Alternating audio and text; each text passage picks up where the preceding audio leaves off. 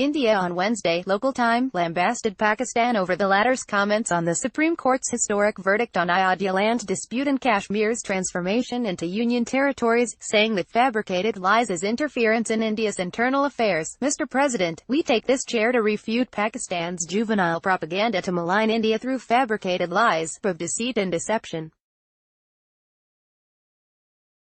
We condemn the unwarranted comments made by Pakistan on the judgment made by the Supreme Court of India. The judgment is about the rule of law, equal respect for all faiths, concepts that are alien to Pakistan and its ethos, an Indian official said while addressing the 40th UNESCO General Conference, General Policy Debate in Paris. So, while Pakistan's lack of comprehension is not surprising, their pathological compulsion to comment on our internal affairs with the obvious interest of spreading hatred is condemnable. Pakistan's intervention is interference in India's internal affairs. It is unacceptable and rejected, she added. The remarks came after Pakistan's Education Minister Shafqat Mahmood expressed his dismay at the Indian Supreme Court's decision on Babri Mosque, which he said was not in line with UNESCO's values of religious freedom. We are therefore dismayed to see that the highest court in India to virtually condone the destruction of centuries-old mosques sacred to Muslims. The international community should take note of this injustice, he told the chair. In response, the Indian official said that for India, the most important fundamental right is the right to life. Globally, the single largest threat to this right is from terrorism, she added. Tragically, the reality facing us is that Pakistan is the world's largest producer and exporter of this evil. Pakistan's political approaches are rooted in terrorist violence, and its global engagement is defined by mainstreaming of terrorism as an instrument of statecraft, she said.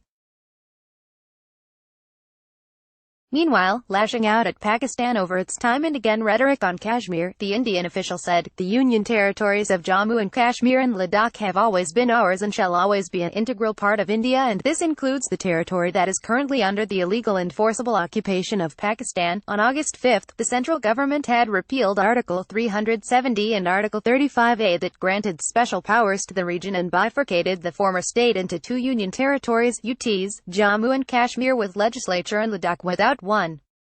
The new UTs came into existence on October 31. The decision, however, rattled Pakistan, who further raised the matter in front of every international forum, but failed to garner enough support.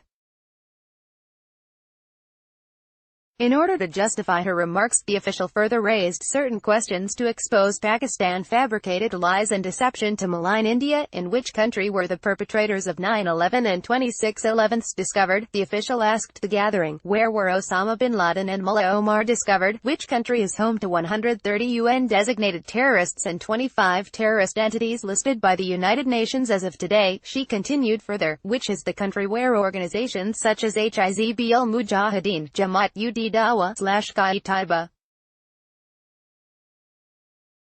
and many other banned terrorist outfits openly conduct their activities, collect funds from the street and run their offices with the active support of the state machinery, the army of which country massacres millions of its own citizens just because they spoke a different language, she said in an apparent reference to the extrajudicial killings and enforced disappearances in Baluchistan and other minority-dominated areas by the Pakistani military establishment. The answer to these questions is Pakistan, the official said. In her concluding remarks, the official said that the global community certainly does not need Pakistan, a hub of global terrorism, to be waxing eloquent on internal affairs of India. Indeed, the entire peace-loving members of UNESCO would serve humanity well by coming together.